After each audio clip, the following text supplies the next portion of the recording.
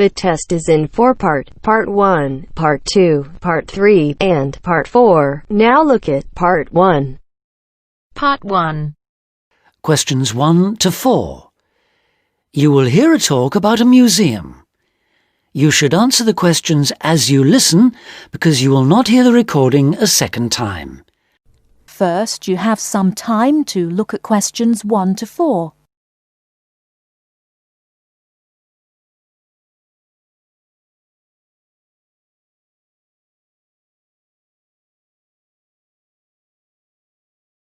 Listen carefully and answer questions 1 to 4.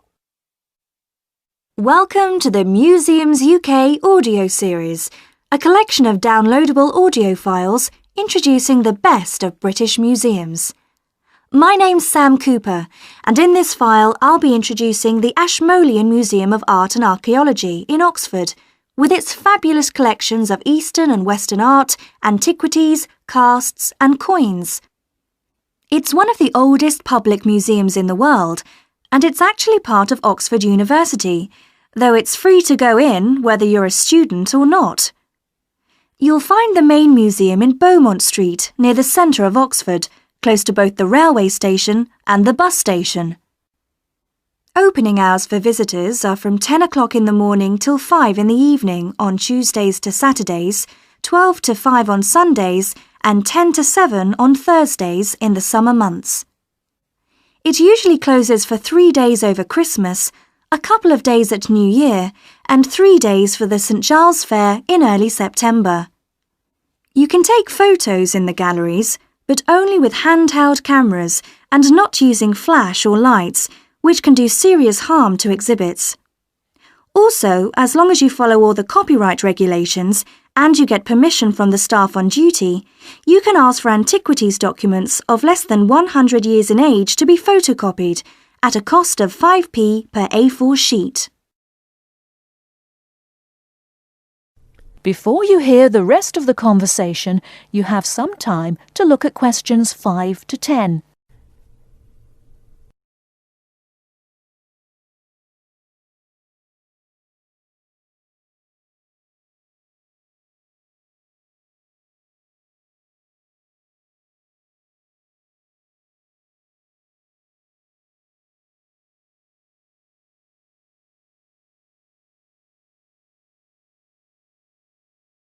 Now listen and answer questions 5 to 10. Perhaps not surprisingly, given its links with the university, the Ashmolean has an education service for schools and the general public. Activities include guided group visits, which for adults last 60 minutes and cost £4 each. This makes the minimum price per group £28, as group sizes vary from 7 to 15 people. Visits by groups of young people take the same amount of time as the adult tours, but cost just £2 for university students. So, with at least 7 to a group, the lowest price is £14, though please note that there's an upper limit of 14 group members rather than the 15 for adults. For schools, there are visits to suit all age groups, and for the most popular ones, such as those to see the Greek and Egyptian collections, it's best to book a term in advance. Tours last 50 minutes, starting at 10:15, 11:30 and 1:15, with a maximum of 13 children per group. Now, if you're free in the middle of the day, why not go along to one of the 45-minute lunchtime talks?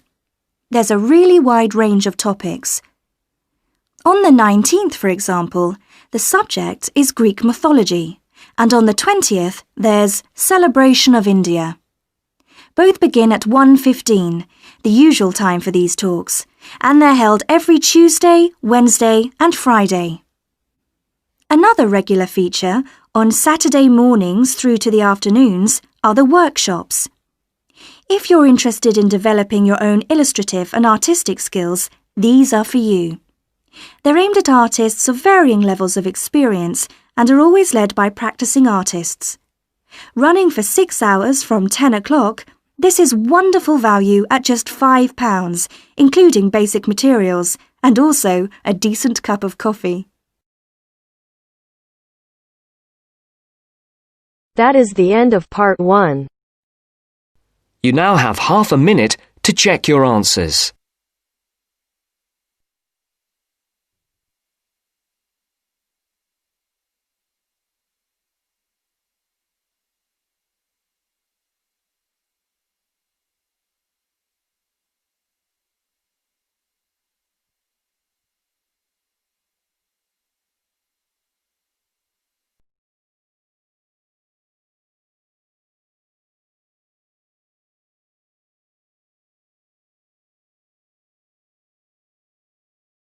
Now turns to part 2. You will hear a man giving some information about transport in London. You now have 30 seconds to read questions 11 to 15.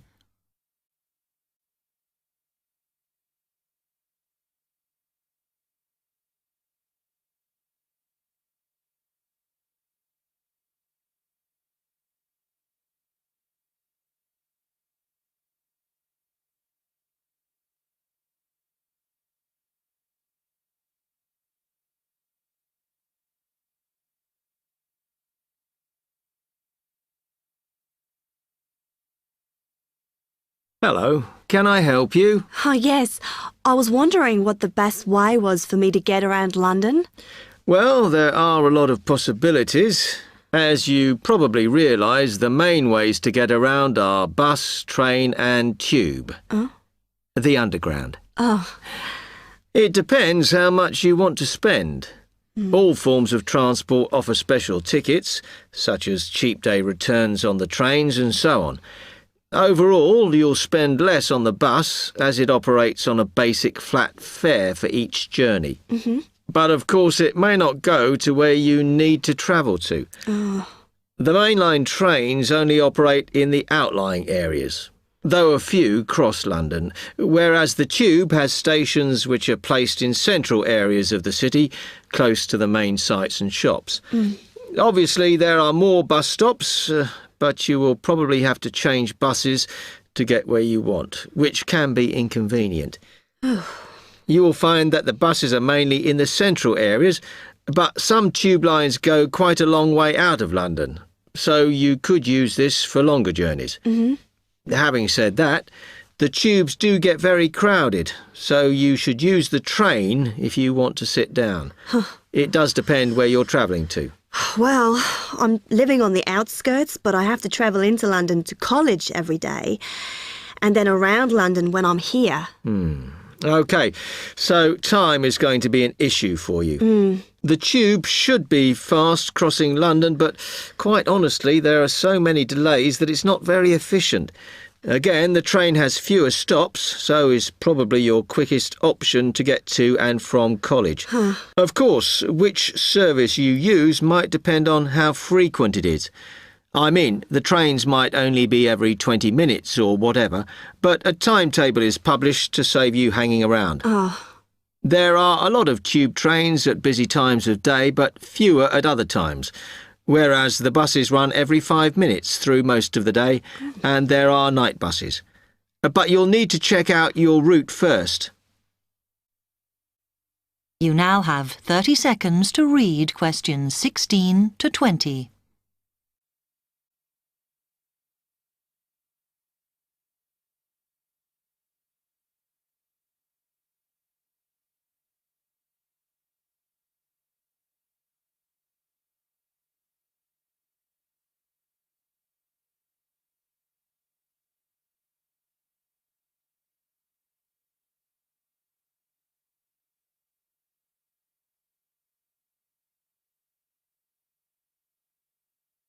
OK, thanks. How can I get from here to Hackney then? Right, well, you can choose. We're here at the information office, OK? Now, next to us, on the corner of the High Street and Sweet Street, is the bus stop, opposite the bank. The bus goes all the way to Hackney, but it is a very indirect route, so it could take ages. If you want to take the train, walk down the High Street towards the city. Go past the bank, and on your left is the station, just before you get to the post office. There's a mainline service to Hackney Wick, so if you need to get into the centre of Hackney, you may need to pick up a bus when you get there. Opposite the post office, on the corner of Hart Lane, is the tube entrance. You'll see the big signs. That's probably the best way to get there, though you may have to change. It's probably best if you go and get a travel card first. To get to the ticket office, you go out of here onto the High Street. Then turn into South Street, and the ticket office is on your right opposite the cinema. Of course, you may decide it's quicker to take a taxi. But it's a long way, so I think it'll be very expensive. If you do want to get a cab, then the rank is outside here, just opposite the office.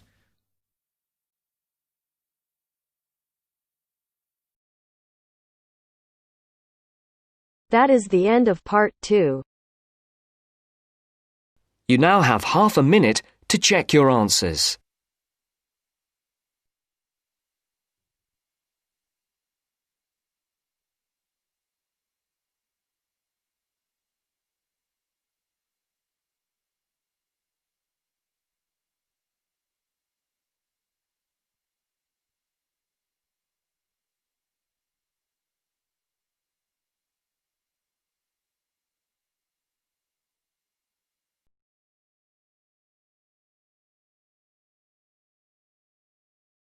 Now turns to part 3. Part 3. You will hear a conversation between a university student and a librarian about using the city archives. First, you have some time to look at questions 21 to 24.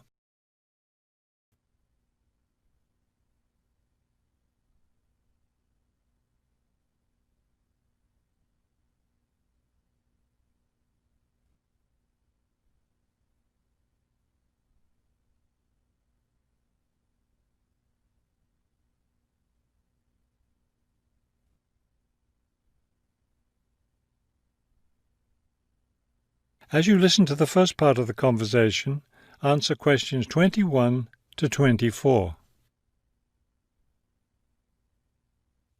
Hello. I was wondering if you could give me some information about using the archives? I'd be happy to. Are you a resident of the city? Actually, I live just outside the city, but I study at the university downtown. That's fine. All you need to do is show your university identification card, and you can use the archives at no charge, as long as your ID card is current, of course. Yes, it's valid. So I don't have to pay anything? No, city residents pay an annual fee, but students can use the archives for free. Everyone else needs to get special permission from the director, but that doesn't apply to you, of course. Oh, good. I was also wondering about the schedule. I have classes every day, Monday through Friday, and I also have a part-time job. So I could really only use the archives on weekends. That's not a problem at all. We're open all weekend.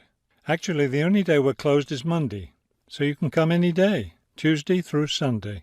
Are you open in the evenings? Yes, we're open from 9:30 in the morning until 8:30 in the evening. That will fit my schedule well. Before you hear the rest of the conversation, you have some time to look at questions 25 to 30.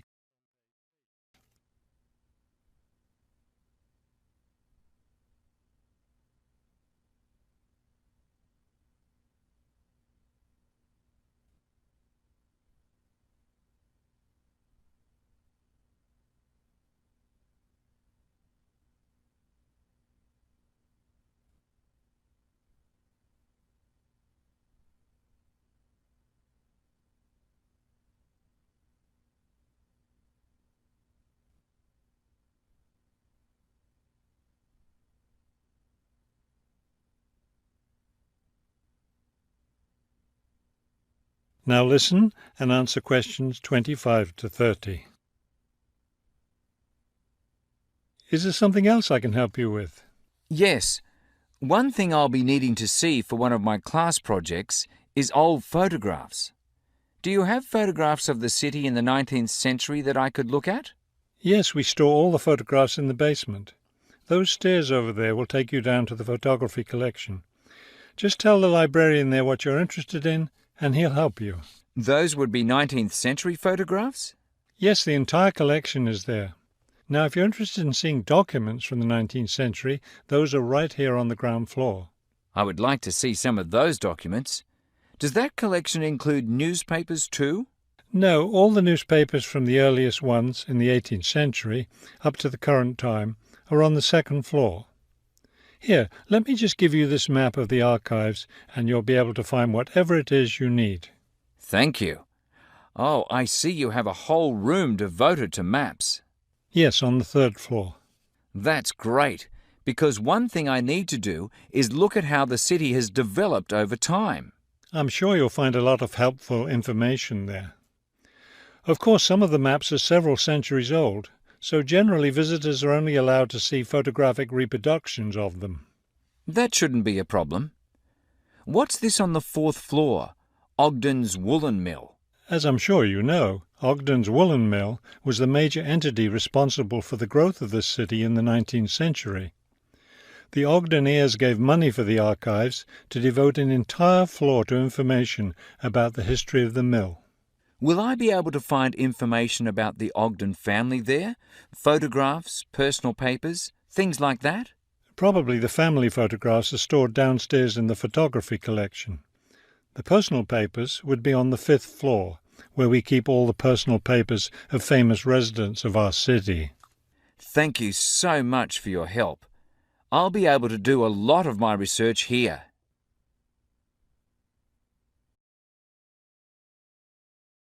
That is the end of part 3. You now have half a minute to check your answers.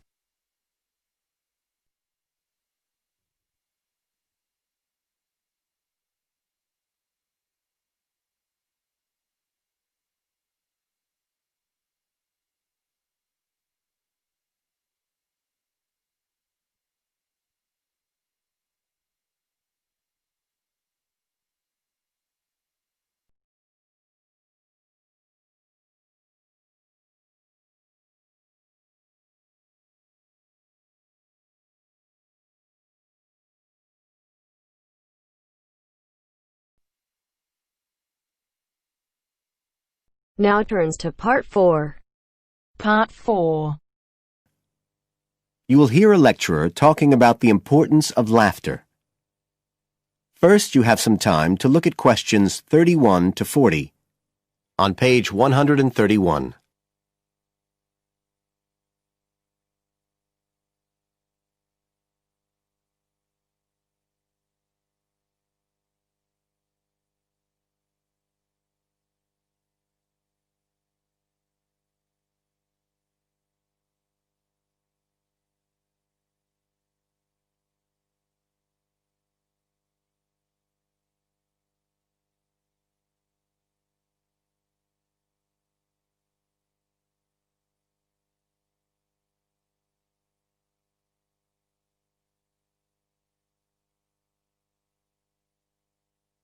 Now listen carefully and answer questions 31 to 40.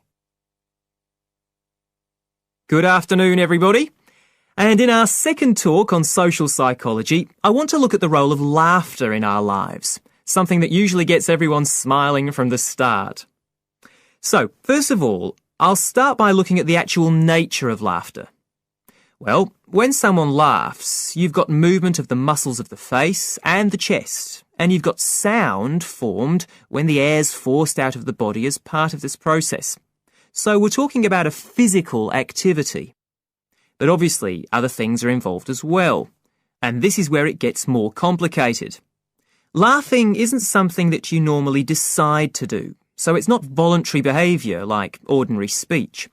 Instead, it's regulated by our instincts, rather like the singing of a bird or the roaring of a lion. And once you start to laugh, it can be quite hard to stop. That's not always under your conscious control either. But why do we laugh? Because we find something funny, most of us would say. But in fact, it appears that laughter has little to do with jokes or funny stories. Only about 10% of laughter is caused by things like that. One suggestion is that human laughter may have originally started out as a shared response to signal relief at the passing of danger. And it's true that even these days, laughter's rarely an activity carried out by an individual on his or her own. In fact, people are 30 times more likely to laugh when they're with other people than when they're completely alone. Laughter still seems to be a kind of social signal. It occurs when people are in a group and they're comfortable with one another. And it seems likely that laughter can result in the creation of bonds between the people in the group. And it's precisely because of this social aspect of laughter that people like public speakers and politicians often try to get their audience to laugh. It encourages their listeners to trust them and to connect with them.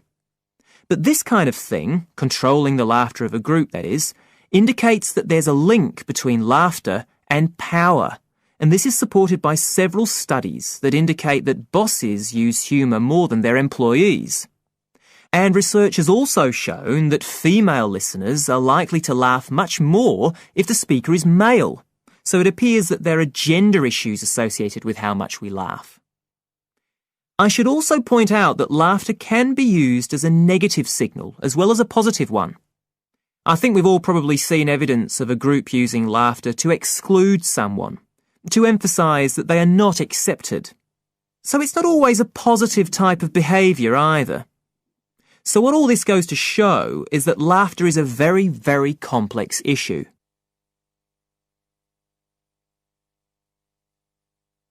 It does appear, however, that laughter has definite benefits. If we look first at the psychological aspects, we know that people often tend to store negative emotions such as anger, sadness and fear, rather than expressing them. And it seems that laughter provides a harmless way for the release of these emotions. But there are also clear physical effects that have been monitored too.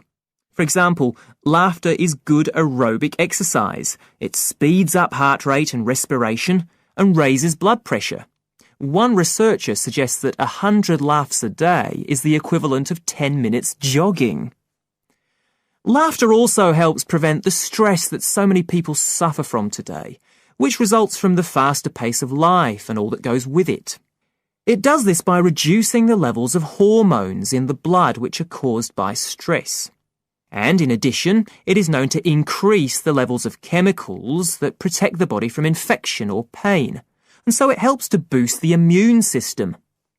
One interesting study showed that people who had had surgical operations asked for fewer painkillers if they'd been viewing comic films.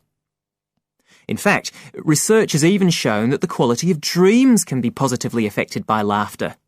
A good laugh 10 minutes before going to sleep can prevent you from having bad dreams and give a much more pleasant and restorative night's sleep. So there's now little argument that finding things funny and enjoying a good laugh is extremely beneficial to us all. What we need to consider now are the ways in which laughter can be used as a treatment for people who... That is the end of part 4.